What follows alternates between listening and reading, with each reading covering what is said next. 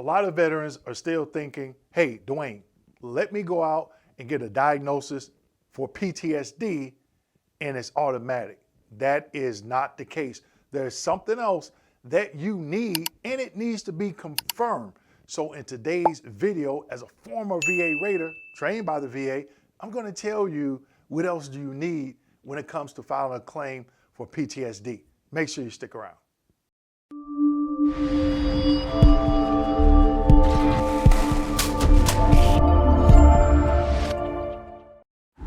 Hello everyone and welcome back to my channel. My name is Dwayne.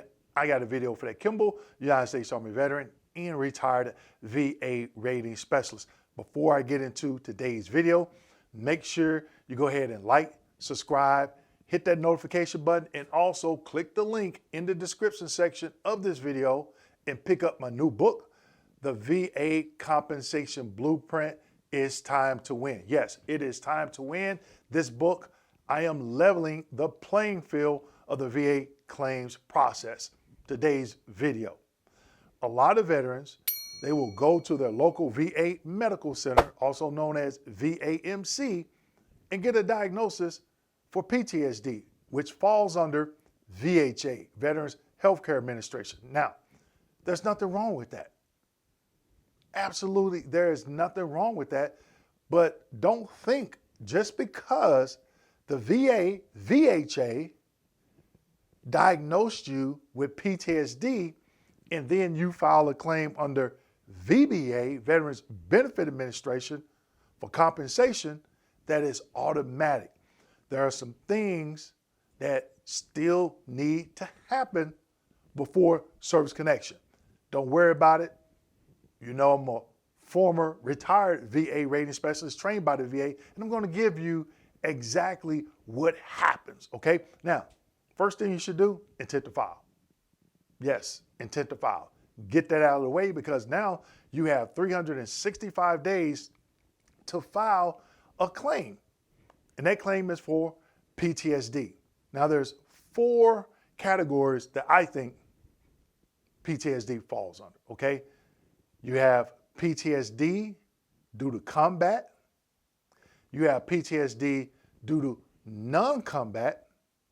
You have PTSD due to military sexual trauma reported.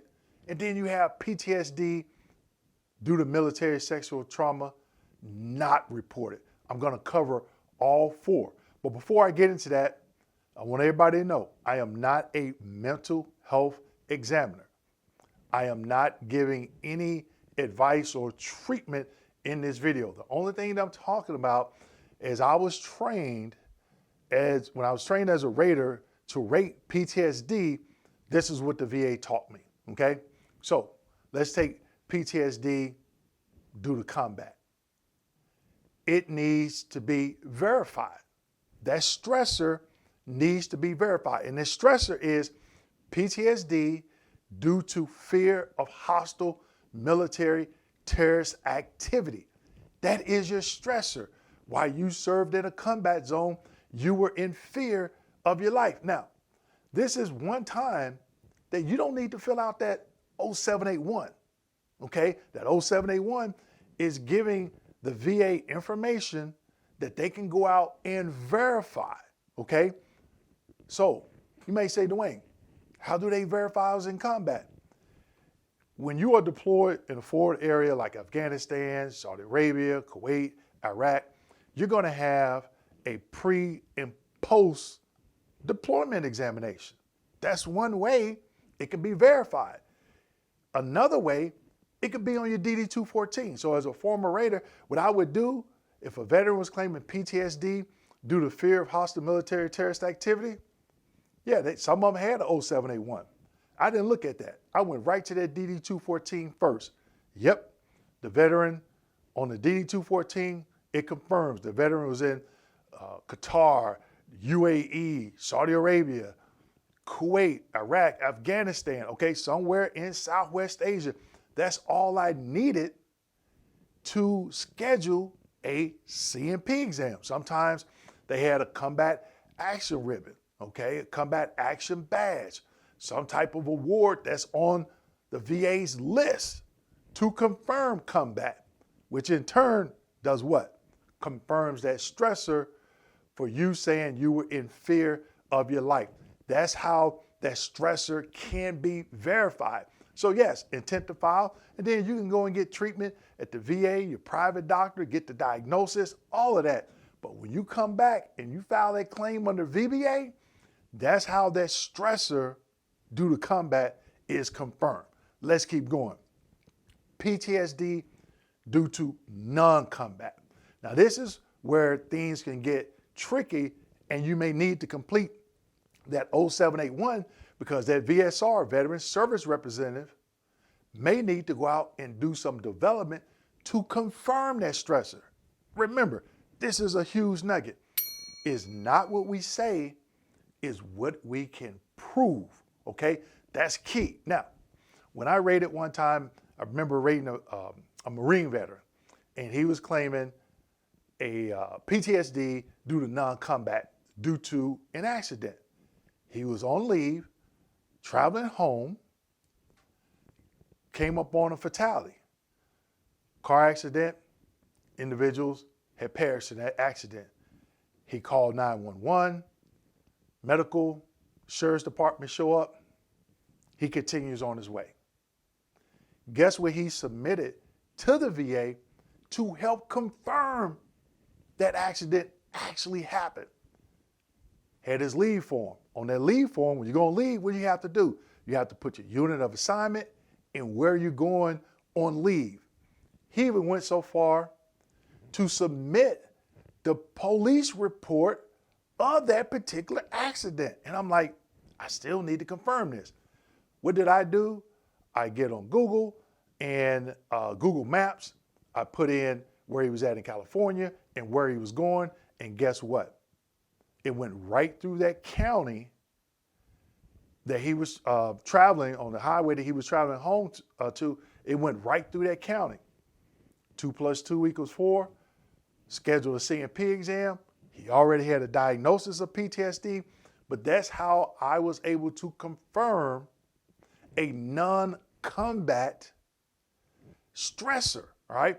So another example of PTSD non-combat, a veteran had their mom, their dad, or maybe a sibling pass away while they were on active duty. They sent in a copy of the obituary, okay?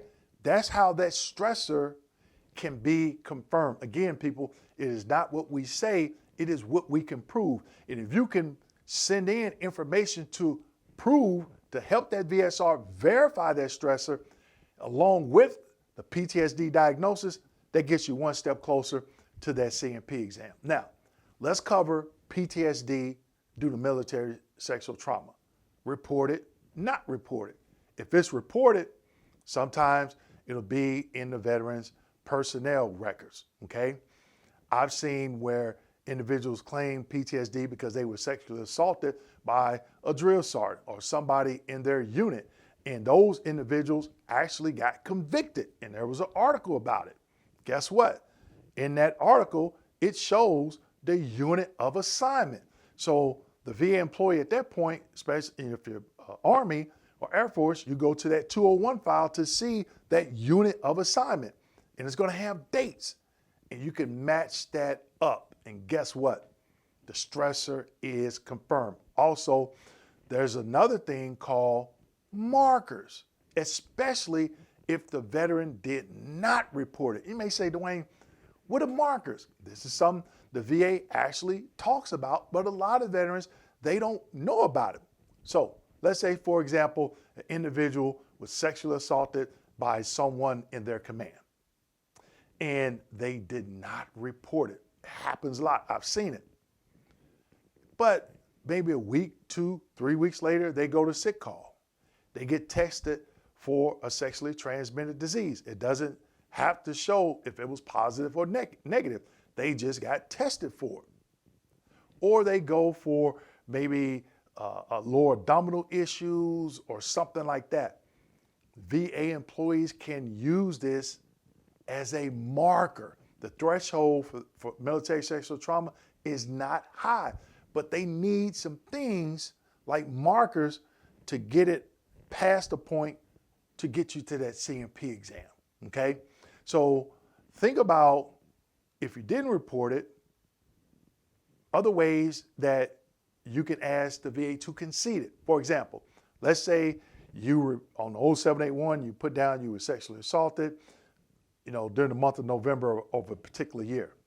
Maybe the next month you received an Article 15 because now you're having these outbursts or something like that. You can ask them to concede PTSD was due to a military sexual trauma event in that particular month before the Article 15, and you start lashing out. That is a marker. Now, if you're still here, go ahead and put a fire emoji in the comment section, because I'm about to drop a huge nugget. A lot of these stressors you can verify yourself. You have to take the time to go to the 38 CFR, the M21-1, and sometimes the VA will give you the answers. They'll give you examples. Those are the answers, and those are things that you can use to put in your lay statement. Buddy letters from family members, okay, or friends, or other individuals that you serve with. If you're claiming PTSD due to military sexual trauma and you didn't report it, guess what?